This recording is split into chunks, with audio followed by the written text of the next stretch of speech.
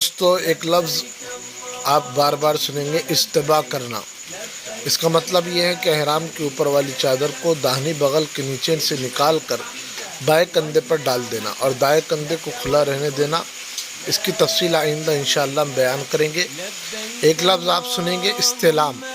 इसका मतलब ये है कि हजर अस्वद को मुंह से बोसा दिया जाए, या हाथ से छू दिया जाए, या हाथ से छूकर हाथ को चूम लिया जाए, या हाथ से दूर से इशारा करके हाथ को चूम लिया जाए। नीज़ रुकने यमानी पर हाथ लगाने को भी इस्तिलाम कहा जाता है। दोस्तों, अगली कुछ किस्तों में इंशाअल्लाह हम खाने काबा के जो दरवाज़े हैं, गेट हैं, उनके मुतालिक बात करेंगे। ये अन्नुसरा हज उम्रा टूर्स बालापुर, ये हमारा ही टूर्स है।